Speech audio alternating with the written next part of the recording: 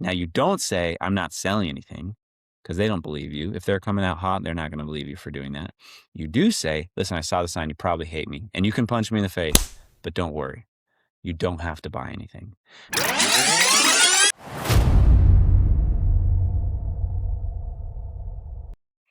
Knock, knock. Got a little knock attack here from some elderly gentleman. This should be cool. It says the most wholesome salesman ever. Now, look, if you want to know the mind of your prospect, let's get into it. Send in your door approaches. Say something. Says, please, no soliciting. And they say it so nicely.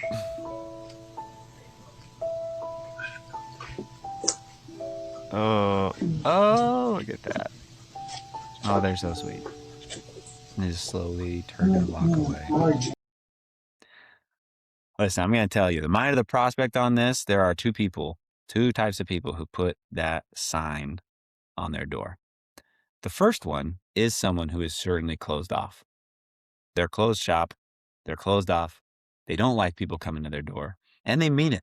They will not buy from door people. That is like their intent. That is the mind of prospect. But for every one of them, there are also people who are putting that sign there because they actually are using preventative measures to stop people from knocking on the door, because they actually know that they have a habit of buying, that they typically buy. So they're trying to now get preventative measure. Here's what I've done. Okay. And I would even tell this as older gentlemen. The first and most important sale is always to sell yourself. How convicted are you in the benefit you provide people? To not offer the service, the chance is you selling yourself out. Seeing please no soliciting, that sign sold those gentlemen on not offering, and they turned away. They were sold by thinking I shouldn't sell, like please no soliciting. They sold themselves out of an opportunity to make impact. Now, I'm not advocating for like getting the cops called on you and stuff. But what I will say is, if the sign is there, it actually tells you the mind of the prospect. So what's going to happen then when they open the door? I'm going to know what's coming and I'm going to look for it. And if they come out hot, then I can make the best play for that defense. And I can say, hey, I get it. You probably hate that I'm here. I saw the sign.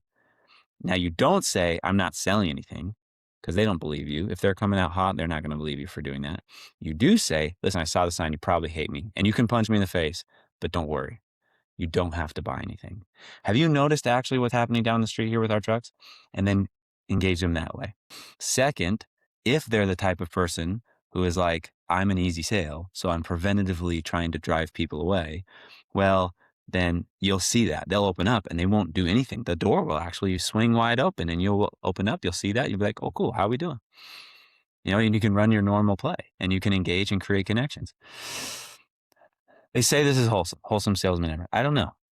I would actually argue that the most wholesome salesman ever can read the sign and can still make an attempt at offering in a pleasantly persistent way to provide service, not focusing on your agenda, but focusing on their agenda. That is the key here.